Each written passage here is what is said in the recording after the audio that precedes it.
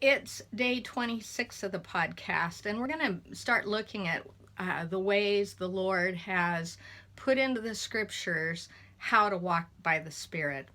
And as we continue on this journey, we're going to see that the Lord uses the Old Testament as well as the New Testament. I don't know who to attribute this quote to, but the quote goes, "The Old Testament is the New Testament concealed, and the New Testament is the Old Testament revealed." These two really work together, and we're going to be using them together and seeing how the Lord has fulfilled so many of the pictures and stories that he wrote when Jesus came and modeled for us this way of walking in the Spirit. So we're going to look at both the Old Testament and the New Testament. We're going to look at images as well as words and phrases.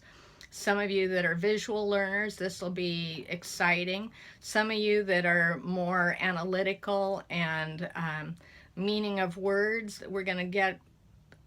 we don't discount that, but we're going to blend these two ways of learning together. And then also that there are stories and places that take on significant meaning, and we want to look at those as well. It's helpful to be familiar with the scriptures. And I say that because if you are familiar with the scriptures, you can put the pieces together fairly readily.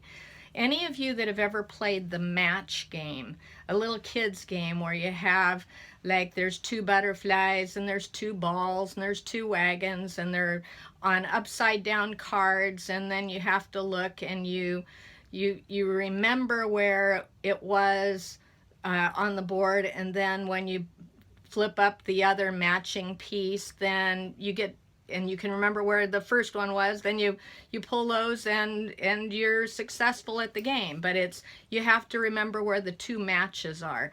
So if you're familiar with the scriptures, you're going to be able to remember and put matches together quicker. But if you're not familiar with the scripture, or if you're overly familiar with the scriptures, sometimes we only see one way that something can go together. And so there's a benefit with not just having a rigid sense of what you may have been previously taught.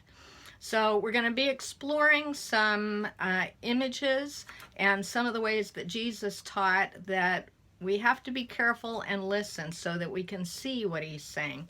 So here's my question for you to consider. Do you know how the human eye works?